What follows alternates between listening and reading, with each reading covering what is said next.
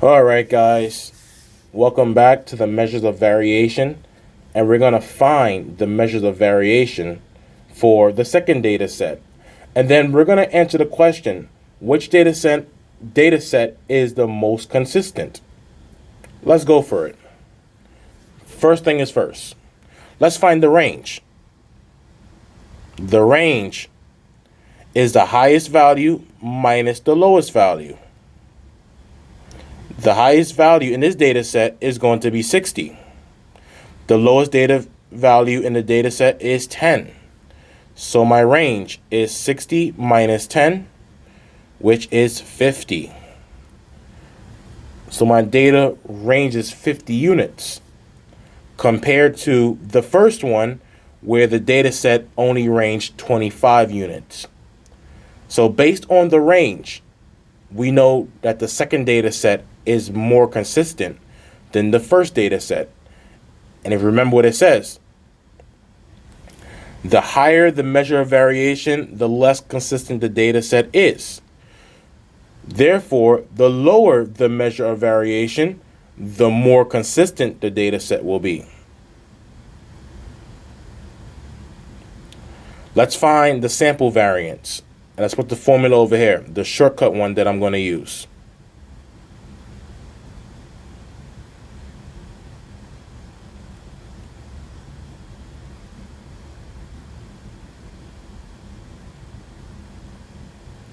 Now, once again, I want to make a table.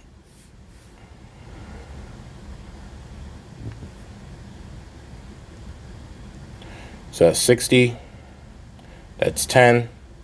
I like these numbers because they end with zeros, so it's easier to work with. 40, 30, 50, 20. Make that a little bit shorter.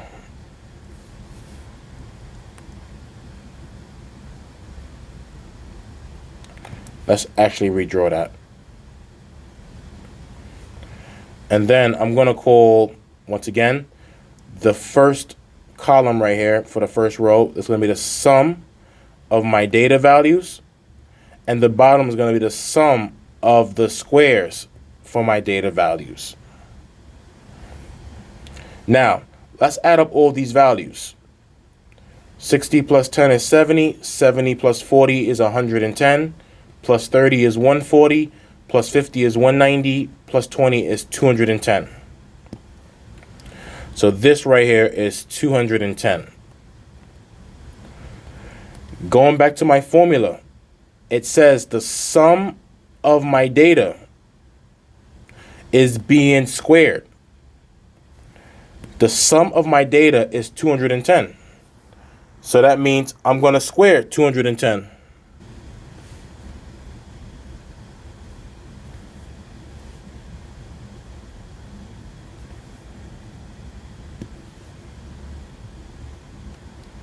Now, let's square 210, see what we get.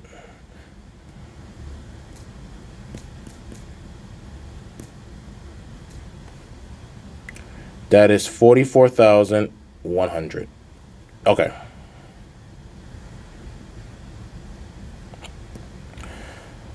Now, I want to find my data squared and then find the sum of the squares for my data values. If x is 60, that means this right here will be 60 squared. And 60 squared is 3,600. This would be 10 squared, which is 100. 40 squared, which is 1,600. 30 squared, which is going to be 900. 50 squared, that's going to be 2,500. 20 squared is 400. Now, after you square each of these data values, add those squares up with each other. Let's make the calculator a little bit smaller.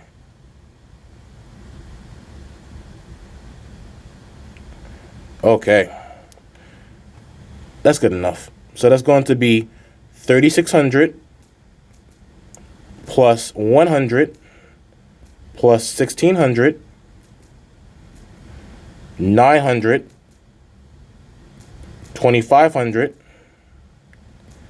400. Let's double check to make sure we entered in correctly. Yes, we did. That is 9100, or 9100 if you want to say it like that. And that represents the sum of the squares for my data value. Let's plug things into where it belongs. So my sample variance equals to n. How many data values are in my data set? Well, there are 6 data values. 1, 2, 3, 4, 5, 6. So n is 6. So 6 times the sum of the squares for my data value, which is going to be 9100, minus the sum of my data being squared. The sum of my data was 210. 210 squared is 44,100, divided by n, which is 6 times 6 minus 1.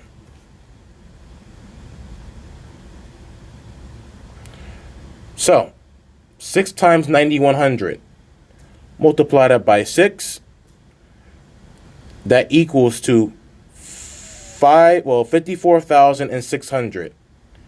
Take your 54,600, I'm going to write it down this time, subtract that by 44,100, and that's going to be divided by 6 times 5, because 6 minus 1 is 5.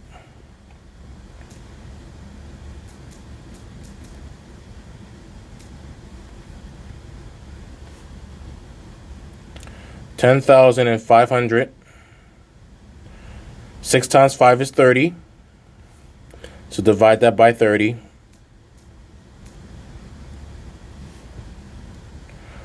That equals to 350. And that is my sample variance. When you take Stats 250, you're going to learn about sample variance and population variance. But for Math 108, let's focus on sample variance. And to find the standard deviation,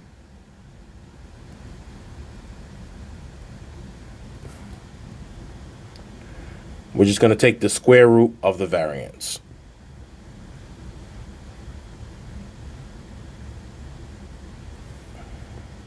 So, square root of 350. Let's make this a little bit bigger. Well, actually, it's fine. 350. Take 2 numbers after the decimal. 18.71.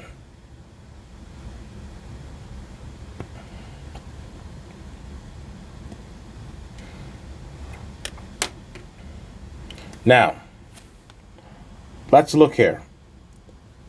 Let's compare the two. Both data set had 6 values. The ranges were different, the variances are different, and the standard deviations are different.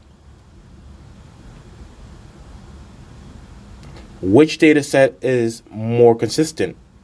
In question A or question B? And the answer is the first data set. The data set in question A. Without a doubt. Remember, the smaller the variation, the more consistent the data set is. Thus, that data set is the more consistent one. All right, guys. That is it for the measures of variation. Hope that made sense. Hope you enjoyed it. Once again, remember, the standard deviation is the average distance between each data value and the mean, because we'll be using that for chapter 11, section 6 and section 7. I'll see you guys around. Take care.